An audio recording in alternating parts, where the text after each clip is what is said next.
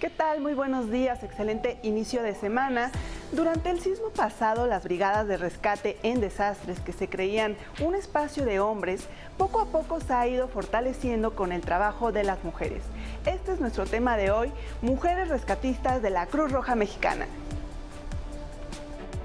Los sismos de 1985 y 2017, ocurridos el 19 de septiembre, fueron el detonante para que diversas mujeres se involucraran en el rescate de personas. Un caso emblemático en la Ciudad de México es el de Juanita Huitrón, que pese al machismo de la época de los 80, se abrió paso con su inteligencia y habilidad para ubicarse en los lugares en que muchos creían era un espacio de hombres. En el reciente sismo, las mujeres se volcaron a las calles para ayudar en la tragedia. Entre rescatistas, voluntarias, policías y hasta bomberas, los inmuebles derrumbados contaron con su trabajo y su esfuerzo inalcanzable, mostrando al pensamiento machista que la valentía no tiene género. Las mujeres además demostraron que su trabajo, inteligencia y habilidad era necesario para enfrentar la tragedia y salvar vidas. Y muchas fueron más allá y han formado grupos para capacitarse como rescatistas de la Cruz Roja Mexicana para brindar ayuda en estructuras colapsadas por terremotos. Ellas ahora saben utilizar herramientas especializadas y máquinas para construcción que se creía era cosa de hombres por la fuerza que requería, y es que con la técnica las mujeres pueden atenuar la fuerza que se creía indispensable. Así estas mujeres confirman que para ayudar no existen límites.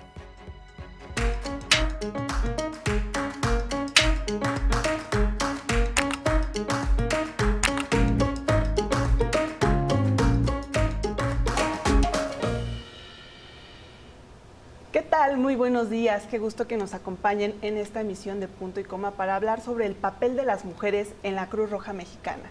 Y para este día me acompaña mi compañera y amiga Lorena Rivera. Lore, ¿cómo estás? ¿Cómo pinta tu semana? Hola, Jimé, muy buenos días. Pues bastante bien y pues hay que empezar movido sobre todo. Y qué mejor que con un tema que poco a poco las mujeres han estado adentrándose a esta cuestión de las urgencias, los paramédicos, las emergencias sobre todo, como lo vimos en el sismo del 19 de septiembre pasado.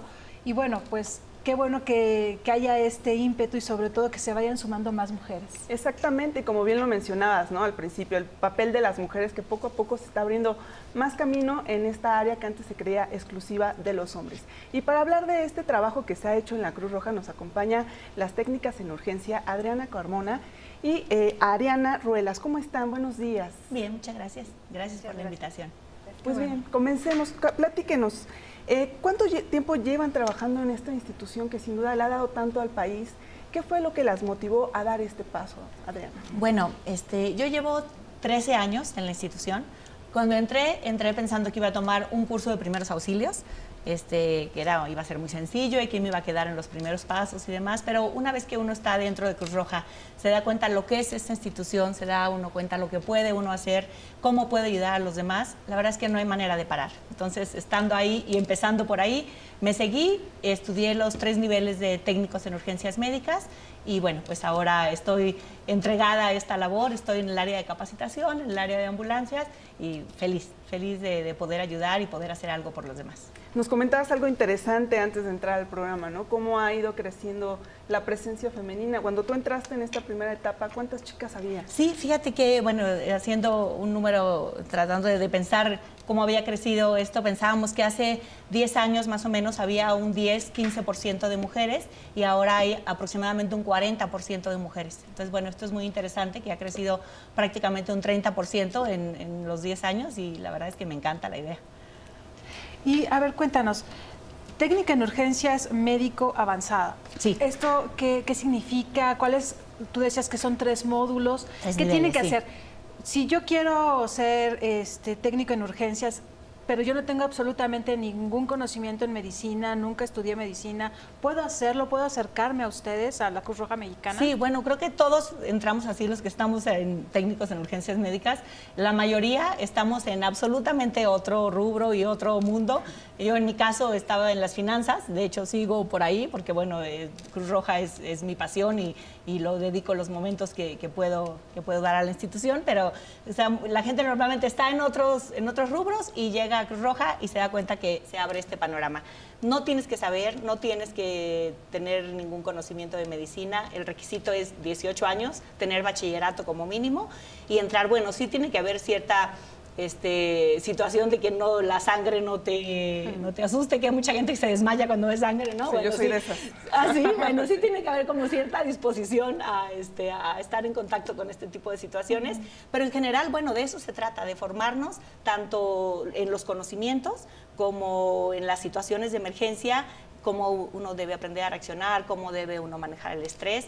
Entonces, bueno, es justamente lo que es la formación. Y hay 3 niveles, como te comentaba, es el nivel básico, implica, bueno, dar cierto tipo de medicamentos, están limitados, pero es la atención primaria la que se le da a un paciente, el primer contacto, y conforme va avanzando la atención del paciente, entonces tiene que ir avanzando el nivel de conocimiento.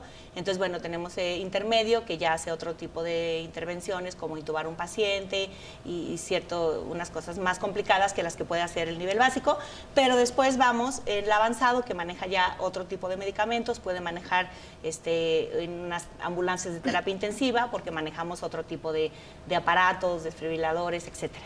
Entonces, eso es en lo que consiste la diferencia, básicamente, en ir escalando el nivel de atención. ¿Y es el máximo el avanzado? Sí, es el máximo el avanzado. ¿Y son justamente estos 10 años, 12 años que tú llevas en la institución para llegar al avanzado, o cuál es el periodo más o menos? Bueno, cada año de formación es un año más o menos lo que tarda, entonces lo que te piden es que en el intermedio exista cierta práctica para que tú puedas tomar el siguiente nivel. O sea, es como reforzar un poco lo primero que tienes. Entonces, no hay tiempo, no te exigen que tenga que ser en X tiempo, tú vas decidiendo que quieres aprender más.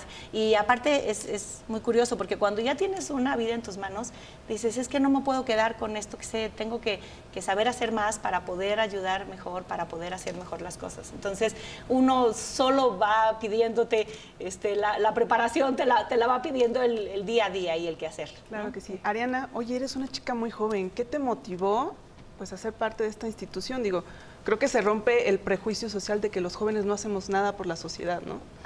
Gracias. Pues bueno, soy ama de casa, tengo 3 hijos y pues bueno, al final sí me llamó la atención el estar en la Cruz Roja, porque creo que como población civil más de la sociedad, sí es importante la formación en el área de primeros auxilios, de urgencias, y me motivó precisamente eso, o sea, que después de tanto tiempo y después de tener 3 hijos no haya tenido el conocimiento, pues, mínimo, ¿no?, para poder apoyar, auxiliar a mis hijos en determinado momento. Entonces, llegué a la Cruz Roja pensando igual que iba a ser un curso pequeñito y que a lo mejor con eso me iba a quedar, y pues definitivamente ha sido una gran sorpresa el hecho de que el conocimiento te brinde tranquilidad y te brinde esas ganas de seguir, ¿no?, de seguir con un intermedio, con un avanzado, para apoyar sobre todo a la gente, ¿no? O sea, las ganas de salir a la calle y decir, puedo ayudar a alguien, que eso es lo que me sucedió en el sismo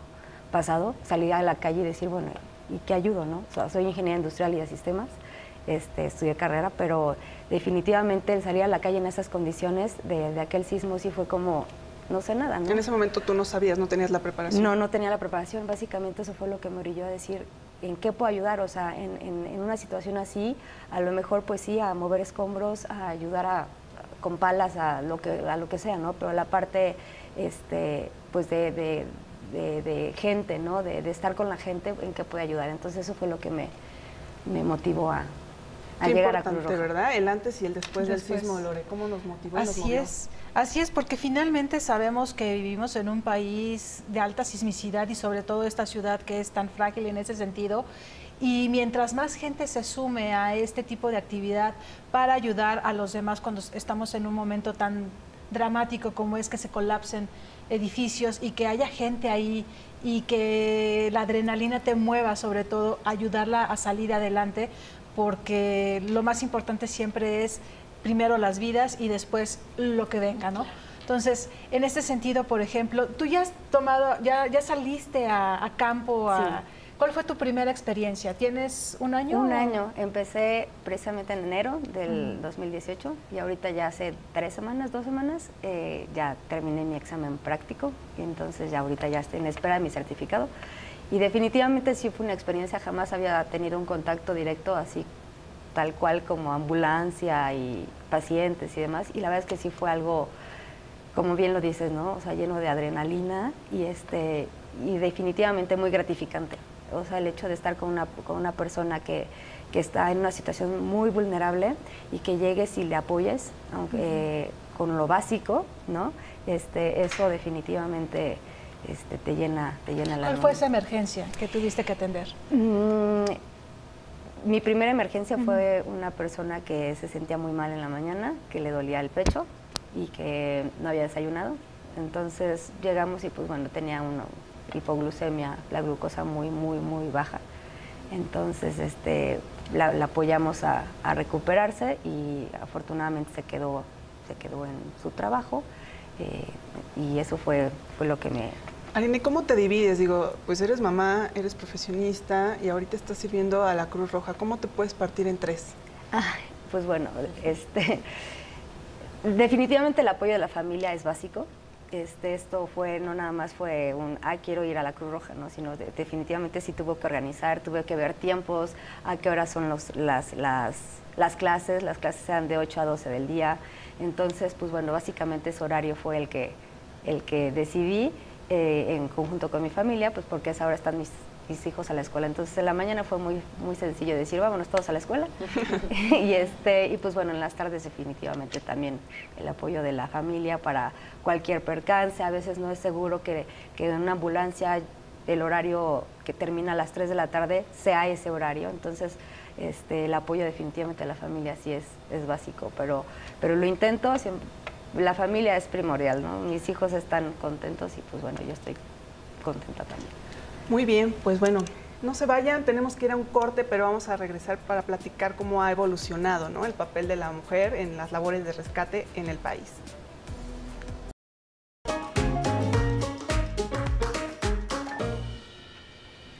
Estamos ya de regreso aquí en Punto y Coma, hablando sobre el papel de las mujeres en las labores de urgencias de rescate, sobre todo de una institución como es la Cruz Roja Mexicana. Adriana Carmona y Ariana Ruelas, que nos acompañan para hablarnos justamente de este papel. Tú ya saliste la primera vez a tu primera emergencia. Tú, Adriana, ya tienes más años. ¿Cuál fue tu primera experiencia y qué sentiste en ese momento de poder prestar atención a alguien que lo necesitaba? Fíjate que la primera experiencia fue una persona que atropellaron, pero cuando llegamos, desgraciadamente estaba muerta.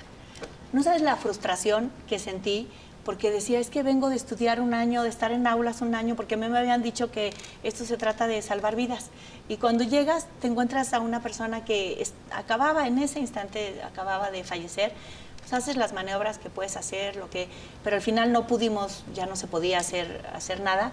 Pues entonces se vuelve muy triste y muy frustrante eso de que no pude hacer nada. Entonces, bueno, te lleva a toda una reflexión, te enfrentas emocionalmente como paramédico a muchas situaciones y a muchas frustraciones que tienes que aprender a manejar para que ese tipo de enseñanzas te hagan crecer y no te desanimen, no te frustren, que puede pasar, ¿no? Claro, entonces ustedes ahí tienen esta capacitación para manejo de frustración, manejo de estrés. ¿Cómo hacen para no involucrarse emocionalmente con la persona que están ayudando, ¿no? Porque finalmente en una situación, no sé, de alguien que se esté infartando o un atropellado antes, que esperemos que no fallezca ni nada como te pasó, y que le puedan atender, pero que se está complicando, ¿Cómo le hacen? Sabes que yo creo que no lo puedes evitar. O sea, no puedes evitar el involucrarte porque inclusive creo que es parte de, ¿no? Es parte de la forma en que te entregas, de la forma en lo que haces y que esto es un voluntariado. Entonces, no es un trabajo, no es algo que llegues y tengas que ponerle un horario, nada, te entregas al 100. Entonces, no, yo creo que no hay manera de no involucrarte. Lo que tienes que aprender es que hay cosas que sí puedes hacer, cosas que no puedes hacer y que nosotros está capacitarnos para hacer todo lo que sí se pueda, pero que hay cosas que definitivamente no van a estar en nuestras manos. Y bueno, emocionalmente este caso que te cuento me entristecía mucho porque el señor iba solo, era un adulto mayor, iba solo y pues no había manera de identificarlo.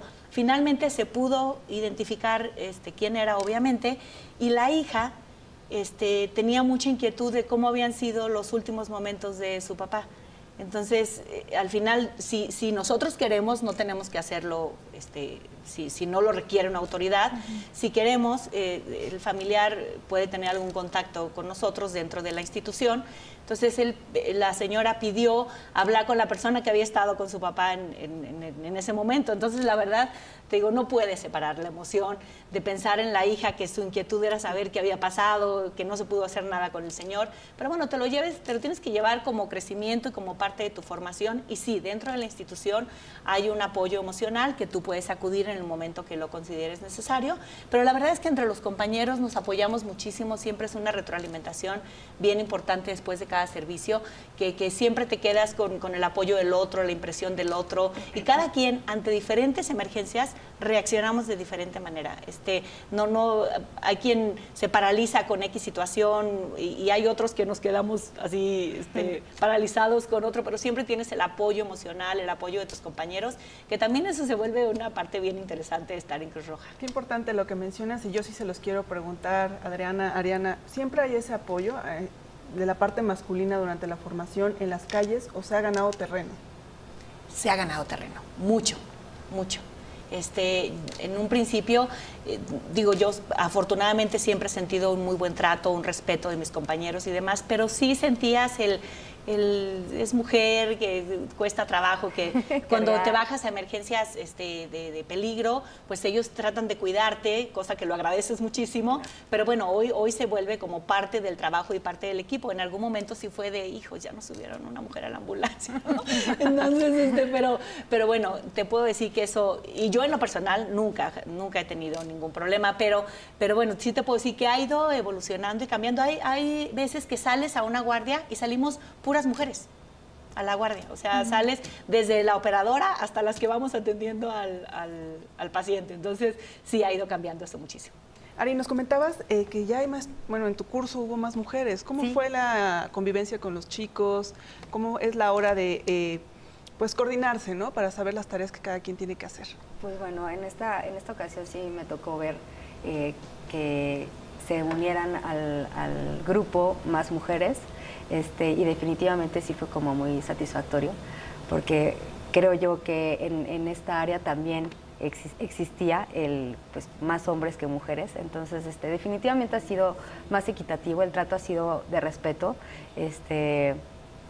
muy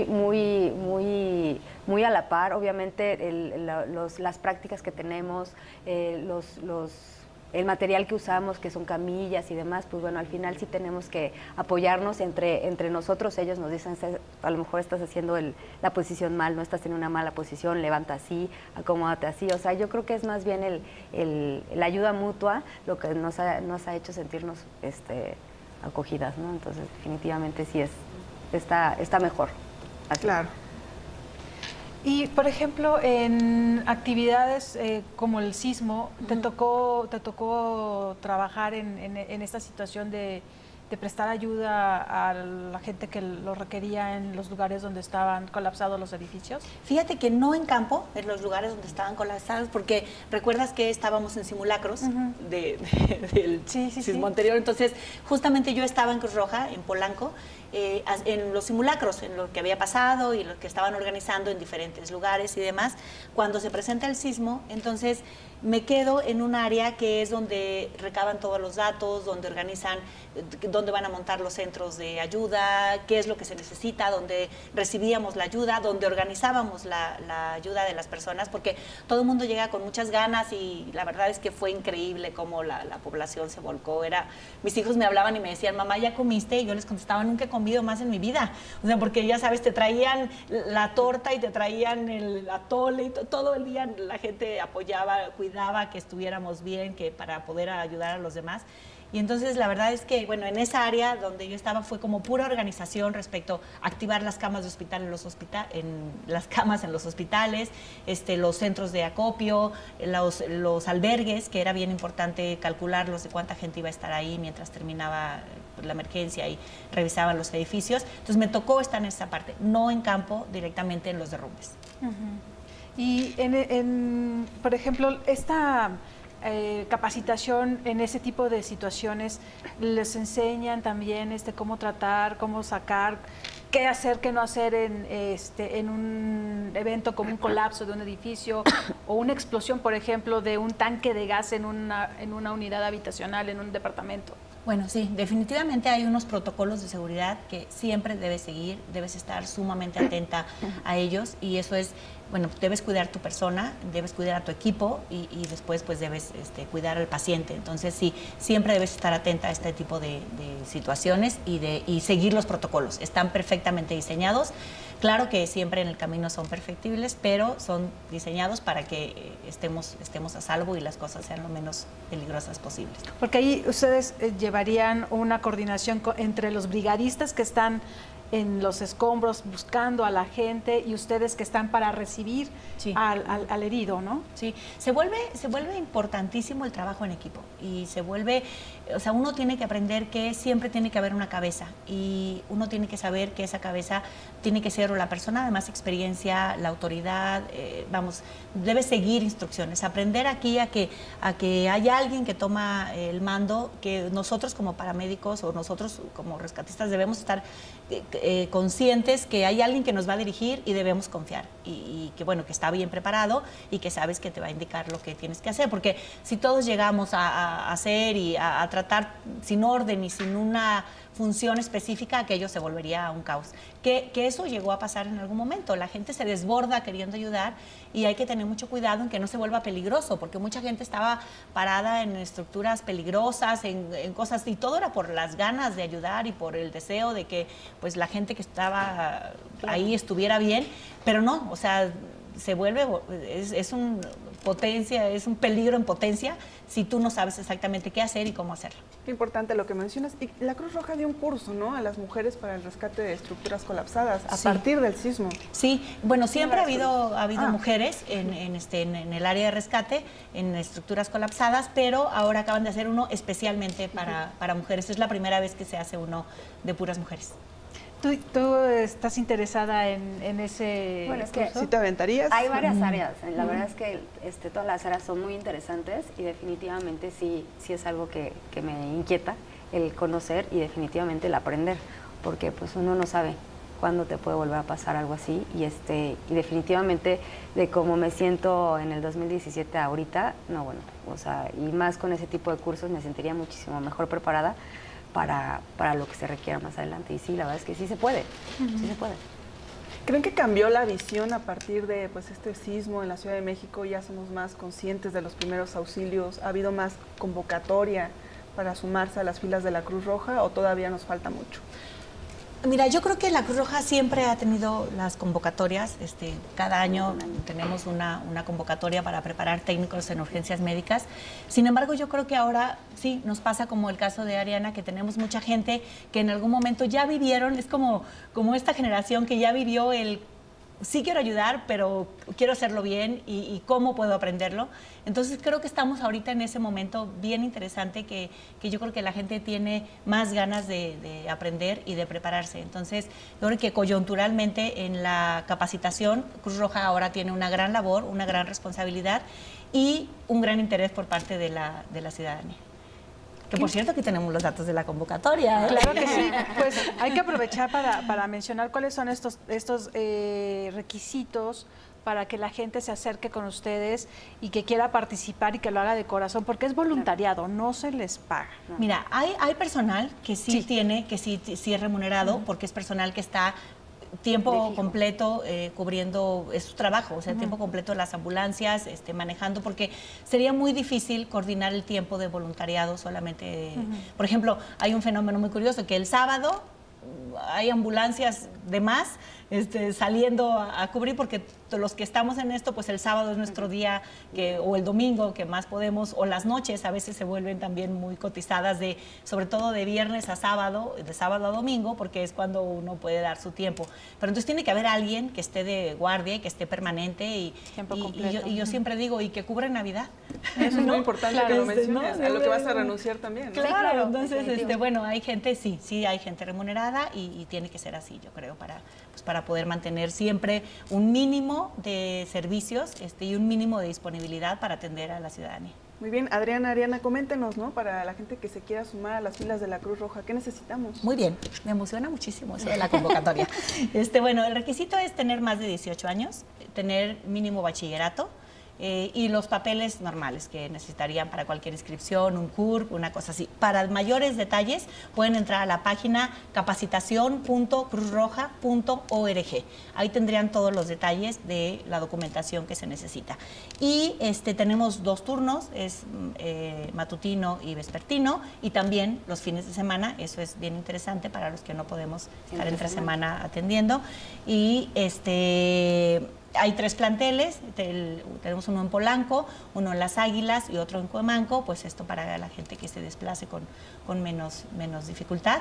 Y bueno, en general prácticamente son esos los requisitos. El curso dura 1 año, son 8 meses en aula y 4 meses en ambulancia con prácticas. Siempre sales con personas que en ese momento te siguen preparando, te siguen formando. No son ellos los que se hacen cargo del paciente en ese momento, sino van con nosotros para seguirse formando, y es parte de su capacitación. En general, en eso consiste. Ahorita tenemos hasta el 22 de febrero para recibir documentaciones, o sea, todo este tiempo, y terminamos el 22. Ojalá y esta convocatoria tenga mucho éxito. ¿Hay un cupo?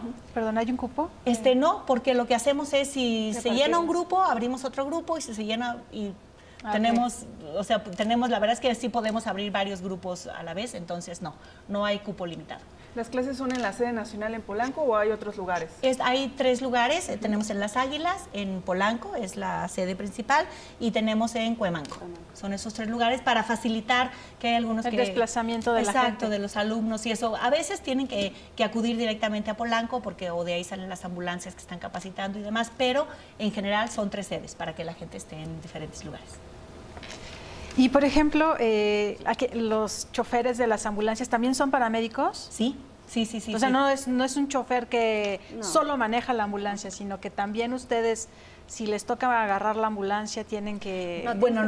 ¿O no? Si quieres. No, tienes que tener el curso, o tienes que prepararte para operador, pero sí, lo mínimo para empezar en la Cruz Roja, en cualquier tipo de área a la que te quieras dedicar, tienes que tener nivel básico, y de ahí ya puedes partir. O sea, en el caso de los operadores deben de tener un nivel básico, y año con año, más bien a 2 años, tienes que otra vez volver a recertificarte, para que obviamente sepas las actualizaciones en cuanto al material y a la información que se usa, ¿no? Pero como operador sí, y también tienes que tener un curso para operador, que también lo pueden tener de las mujeres en específico, también lo pueden hacer.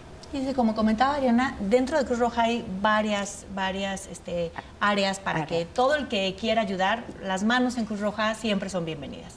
Entonces, hay quien se va por esta área que es el rescate, el área médica, pero hay quien se va a otras áreas que son de apoyos emocionales o entrega de ayuda humanitaria, etcétera. O sea, siempre en Cruz Roja hay lugar para todo el que quiera ayudar. Siempre son bienvenidas 2 manos, pero es bien importante que los operadores sí tienen ahora que tener el curso de paramédicos, y aparte tomar la especialidad para poder ser operadores.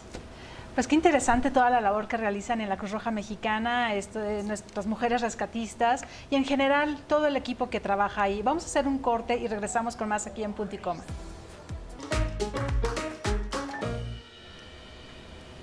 Regresamos a Punto y Coma y estamos platicando con Adriana y con Ariana sobre el día a día de las mujeres rescatistas. Y yo sí les quiero preguntar, ¿cómo es desde que llegan a la Cruz Roja? ¿Cómo son los avisos y cómo se tienen que movilizar, Adriana? Bueno, tú llegas a la Cruz Roja, vas al área donde están las ambulancias, ellos toman nota de qué paramédicos llegaron, qué niveles cuentas para poder distribuirlos en las ambulancias y te mandan a zonas. Tienes zonas ya asignadas, que la Cruz Roja normalmente son las que maneja en general, y de ahí tú te subes, preparas todo tu equipo, tienes que revisar el equipo, que lleves lo necesario para atender a un paciente, y también va de acuerdo al nivel del paramédico que va en la ambulancia. Si va a un avanzado, subes a otro tipo de aparatos para poder hacer intervenciones más específicas, y te vas a la zona que te están asignando, o bien te quedas ahí en Polanco, es otra sede, y en el momento que llega la emergencia, avisan a la ambulancia que tienes que acudir a tal zona. Lo que hacen es por satélite ver qué ambulancia es la que le queda más cerca, cómo puedes llegar, te van monitoreando de dónde vas para saber que estás ya próximo al servicio.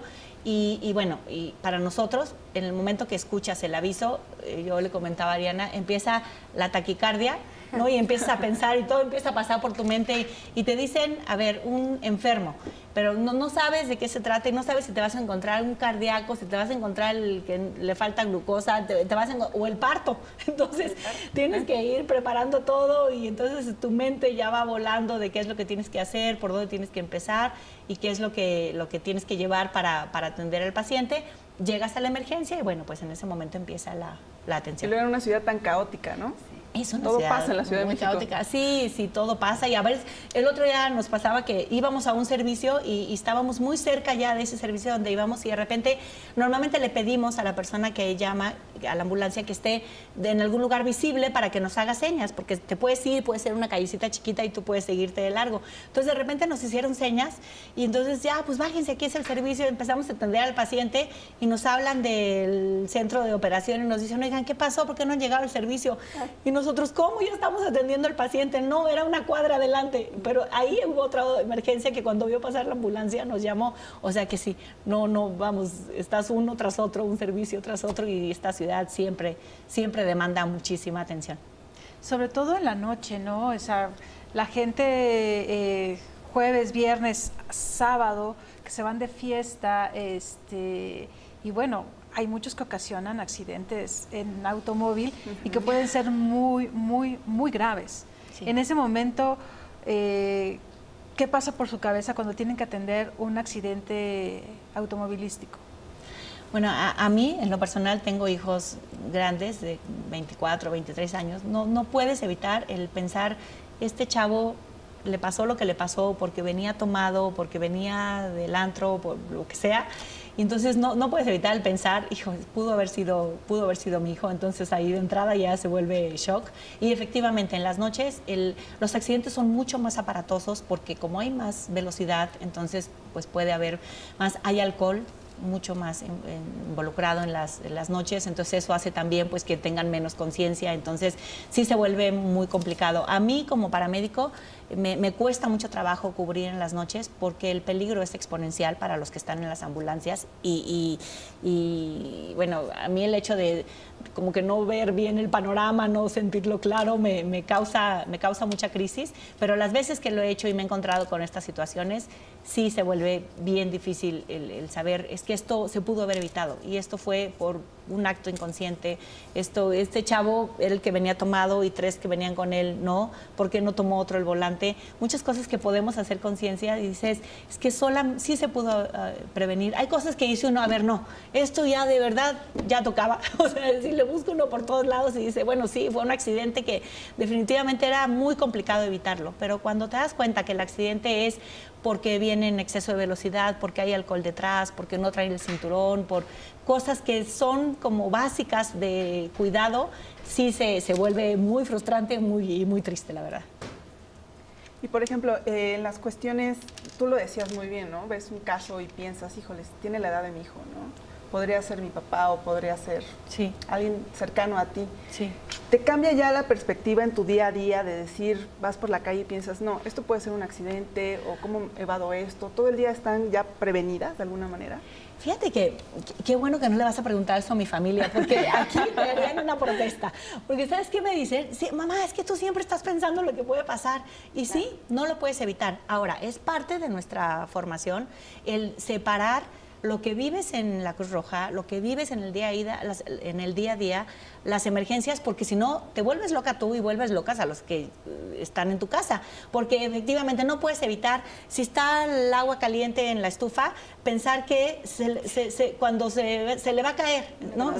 Que tenga mucho cuidado para que no se le caiga. ¿Pero por qué se te ocurre que se va a caer? Pues porque ya vi a alguien que se le echó encima, se cayó y lo atendí. Entonces, empieza así, ¿no? Tu cabeza no puede parar muchas veces, pero yo sí creo que es parte de nuestra formación y de la salud que debemos tener a lo largo de esta carrera, el tratar de separar, el no ser fatalista, el no estar pensando siempre lo que podría pasar, porque si no, bueno, te vuelves loca tú y vuelves loco al de al lado, imagínate. ¿Y tú, Ari, cómo te va con tus niños chiquitos, por ejemplo? De hecho, sí, o sea, es importante siempre la prevención, o sea, independientemente de que, por ejemplo, en mi caso, que ya esté como paramédico o como técnico en urgencias médicas, pero siempre es importante la prevención, el estar pensando qué pueda suceder y siempre tener todo en un panorama en el que, pues, evitar, ¿no?, ciertas situaciones. Y definitivamente, como dice Adri, o sea, al final uno después de ver, ¿no?, en la calle situaciones que bien se pudieron haber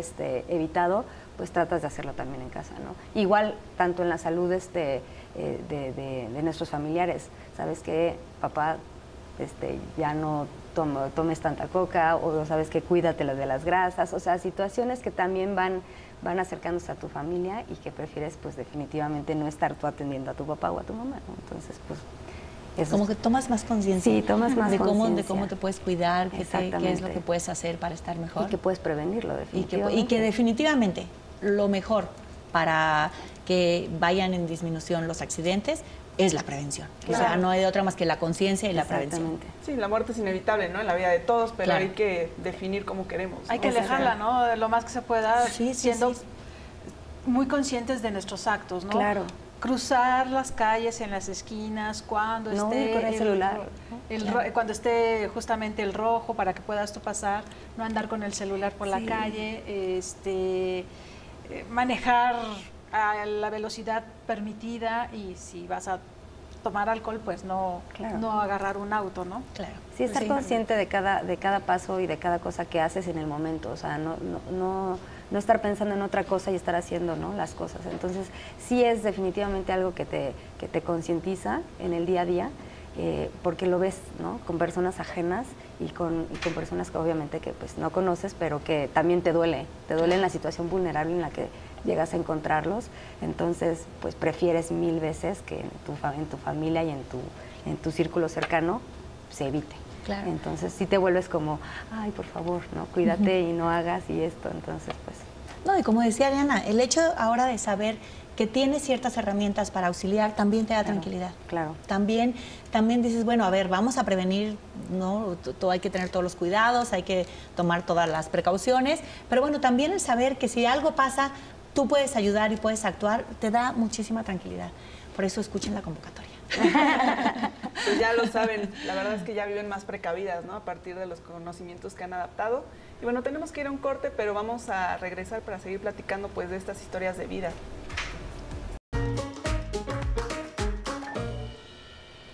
Estamos aquí ya de regreso en Punto y Coma.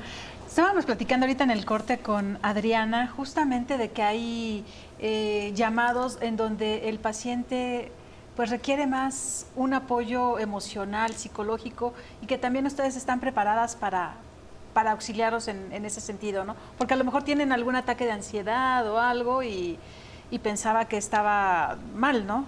Sí, porque te puede pasar que su estado de ánimo o su estado de ansiedad nos esté alterando los signos vitales probablemente. Entonces te llaman pensando que el problema es una taquicardia, algún problema físico, y empiezas a atender al paciente y te das cuenta que se tranquiliza y bueno, muchas veces hemos terminado sentadas en la cama del paciente con la mano aquí tomada, escuchándolos y no sabes también eso, lo reconfortante que se vuelve para nosotros, porque recibir y llegar y tener un paciente que piensas que puede llegar a ser crítico y dejar a una persona tranquila, serena, y la verdad es que eso también es parte de las satisfacciones que recibe uno. ¿Y se capacitan para ello? Mira, sí hay inclusive dentro de Cruz Roja un área que se llama de resiliencia y entonces, bueno, es justamente para ir aprendiendo a dar apoyo, porque es que es horrible que de repente llegamos y le digas al paciente, no pasa nada, vas a estar bien y son las cosas que se nos ocurre decir cuando no tenemos la preparación y un poco tratar de tranquilizar, pero a veces no es el camino, porque a veces un día le preguntaba, bueno, ¿cómo se siente? Y contestaba el paciente, ¿y cómo quiere que me sienta? Pues sí, tiene toda la razón. Entonces hay que tener cuidado en ese manejo, cómo abordas, qué expectativas das, qué expectativas no das. Y justamente, bueno, está esta área que en muchos sentidos ahora con la gente que perdió sus casas y todo esto, pues qué difícil llegar y decirle, a ver, lo importante es la vida y lo importante es que está bien. No, sí es, pero no, lo importante es él, lo que está pasando es el problema de su casa, de que no tiene dónde vivir, no va a dormir y va a dormir en una tienda de campaña en la calle, ¿no? Entonces, bueno, justamente se está trabajando ahora mucho también en esta área de resiliencia, que es para prepararnos mejor a saber dar verdaderamente el apoyo a los pacientes o a las personas que estén en las emergencias. Por ejemplo, ¿qué pasa si un familiar llama para que atiendan a su ser querido y el ser querido no quiere? ¿Hasta dónde pueden llegar ustedes para dar ayuda y hasta dónde no? Bueno, nosotros definitivamente no podemos forzar a nadie, pero sí, si tú te das cuenta que es alguien que requiere sin pretexto y sin demora una ayuda o una atención médica y no quiere recibirla, entonces tienes que recibir firmas de los familiares donde alguien esté diciendo, a ver, él no quiere que se le atienda. Cuando la persona por algún motivo mentalmente en ese momento no puede tomar decisiones, entonces pides la ayuda de la autoridad, pero ellos tienen que tomar la autorización de los familiares. No podemos obligar a nadie a tomar la atención si no la quiere, ¿no? ¿Qué ha pasado? Sí, ha pasado. Sí. Pues ustedes están siempre para nosotros, pero también ustedes a qué se exponen en las calles, o sea, ¿qué es lo que les ha pasado que digan, híjole, sí me da miedo, ¿no? Me puede pasar algo. Mira, yo creo que una de las cosas que te expones y así de entrada, y a veces terminamos ya por dejarla a un lado, es la velocidad de la ambulancia. O sea, sí vas a una velocidad importante. La otra es, pues tenemos que tener mucho cuidado. Nosotros canalizamos a los pacientes y eso de no tener algún tipo de contagio, de algún tipo de enfermedad, eso hay que tener mucho cuidado. Nosotros, eso hay toda una preparación para que tú tengas tu equipo de aislamiento a sustancias corporales, para que tengas tu protección personal. Tienes que ir con casco en algunos servicios, porque, bueno, sí hay peligros y de repente te encuentras con que pues llegas a una zona donde acaba de haber un enfrentamiento. Entonces, pues no te puedes meter hasta que no esté la autoridad ya diciéndote a ver si puedes entrar, porque pues vas y terminas siendo también otro paciente. Entonces, bueno, siempre hay peligros y esto es, siempre hay diferentes peligros, porque a veces hasta los perros de las casas, o sea, claro, ¿no? De repente llegas y ves que se te deja venir la fiera y tú volteas así con tu botiquín y haces la pregunta de no hace nada y normalmente te van a contestar que no, pero la respuesta es a ellos, a ti sí. Entonces sí, tú eres un extraño, ¿no? Entonces, bueno, la verdad es que es un sinfín y las cosas que podrían parecer más sencillas cuando te bajas de la ambulancia. O sea, que te bajas, hay que tener cuidado de qué lado te bajas de la ambulancia, porque si te estás bajando del lado donde el tráfico no está detenido, puedes tener peligro. Entonces, en general, tienes que estar siempre muy alerta, tienes que tener la preparación adecuada para saber cuándo, dónde, cómo, y aún así, bueno, los peligros siempre existen, pero se pueden minimizar previniendo. Justamente lo que decimos afuera, prevén para que el accidente no pase, nosotros lo que tenemos que hacer es prevenir. A mí un día me preguntaron, bueno, ¿y tú cuándo te bajarías de una ambulancia? Y les digo, bueno, cuando se me quite esta taquicardia que me da cuando empieza el servicio de todo lo que tienes que pensar, esta adrenalina y este miedo, porque también es un miedo, claro que es un miedo controlado y es un miedo que te permite estar alerta y que te permite estar tomando todas las precauciones, y eso es parte de la buena atención. O sea, esto que yo estoy sintiendo de tengo que estar protegida yo, tengo que proteger a mis compañeros, al paciente, entonces es parte del mismo trabajo y de la preparación que debes tener, pero peligros, o sea, el más mínimo puede, ¿cómo? ¿Eso era un peligro? Sí, sí era. Entonces, por eso tienes que estar pensando en todo lo que puede ser potencial. Pues estas historias que nos cuentan tanto a Ariana y a Adriana, lo que les pasa al día a día, es muy importante y ojalá que mucha gente más se sume a este cuerpo de rescatitas. Vamos a hacer una breve pausa y regresamos con más. Ya estamos en el final de Punto y Coma, pero no nos podemos ir, mi querida Lore, sin resaltar pues la labor de la Cruz Roja Mexicana y la gente que trabaja todos los días de manera altruista por nosotros, y es a través de los testimonios de Adriana, de Ariana, que conocemos el día a día de las mujeres que están para nosotros, ¿no? Hay que recordar que nadie está exento a un accidente y en algún día podríamos necesitar del apoyo de ustedes, ¿verdad, Lore? Así es, y qué mejor para que se sume más gente en este apoyo. Adriana, repítenos la convocatoria, Sí. ¿Hasta cuándo está abierta? Sí, la convocatoria hasta el 22 de febrero. Y bueno, los requisitos para checarlos es en la página capacitación.cruzrojamexicana.org. 18 años mínimo, entonces bueno, ahí pueden ver todos los requisitos. ¿Con prepa terminada? Sí, Bachillerato terminado. No importa Sí. si te da miedo la sangre, puedes ayudar en otras Claro que cosas. sí. Hay otras áreas, Ok. hay otras áreas, sí.